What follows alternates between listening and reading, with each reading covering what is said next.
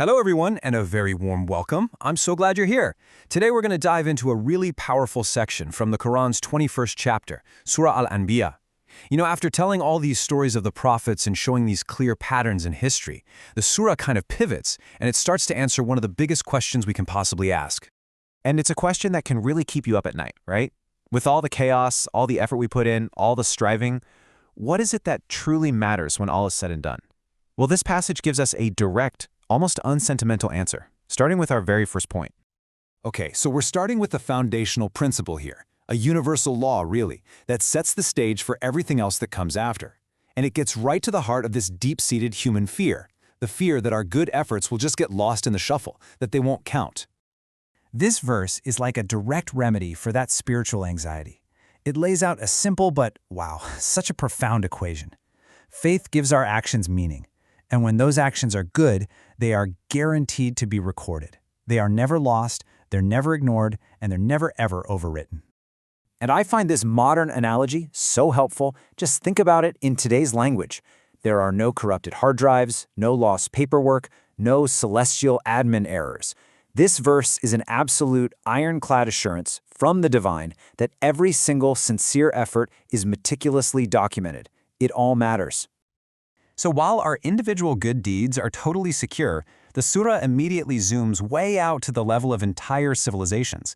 And it shows us that just like our actions are recorded, history itself has moments that are absolutely irreversible.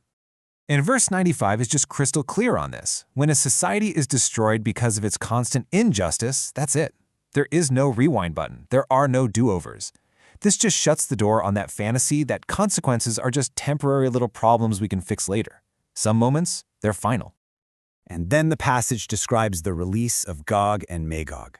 Now, listen, this isn't meant to be some sci-fi monster movie. It's a symbol. It symbolizes a total system overload. It's what happens when all of society's restraints, moral, social, you name it, completely collapse. It's the chaos of humanity's choices made visible on a terrifying global scale.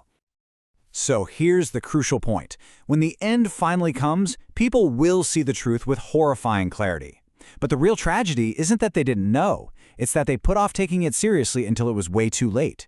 Regret shows up for sure, but the time for it to actually change anything has expired. Okay, so from this point of no return, the path just splits in two. And first, the surah breaks down the fate of those who were heedless, the ones who chose to ignore all the signs. And it's just this logical, step-by-step collapse. The text just strips away any romance from idolatry. First, everything that was worshipped besides the one true God is exposed as basically nothing more than fuel for the fire. Then, and get this, these false idols actually go with their followers into destruction. And that's where you see the final, inescapable logic. If something couldn't even save itself, how in the world could it ever have saved you? And this is the final state. It's an existence that's been boiled down to pure, unfiltered suffering. There's no conversation, no distraction, no negotiation, just the raw sound of anguish. It's noise without any meaning, and pain without any relief. And now, the entire tone just shifts completely. In this incredible contrast to all that chaos and despair, we see the other path, the outcome for those who lived with sincere belief and acted on it. And this isn't some last-minute rescue. This is a mercy that was decided long before any of this. This side-by-side comparison just makes the difference breathtakingly clear. While the heedless hear only the sounds of anguish, the righteous, they won't hear even the slightest whisper of it. While one group faces total ruin, the other gets to live forever in what their souls truly wanted. And while one faces the greatest terror, the other is personally welcomed by angels. And let's be really clear about this. This piece is absolute. It's not just about being saved from the fire, it's about being so far removed that you don't even hear its sound.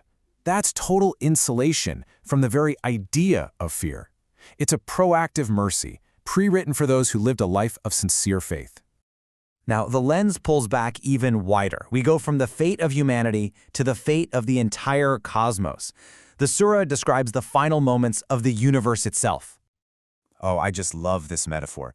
The verse says the heavens will be folded up like a scroll, which means creation isn't some permanent, unchangeable piece of hardware. No, it's more like software that was deployed and can be just as easily undeployed. God started the first creation, and He will repeat it. It's that simple. He owns the source code. And right inside this cosmic conclusion is this timeless, beautiful promise. The surah says that it was written in the Psalms, way before the Quran, that the righteous will inherit the earth. I mean, what a beautiful sense of continuity across revelations. The ultimate future doesn't belong to the most powerful or the loudest, but to the most morally upright. All right, so let's just bring it all together. What's the big picture from this passage? 1. Every sincere effort is recorded. 2. History has real, irreversible consequences. 3. A period of chaos is actually a scheduled part of the divine plan.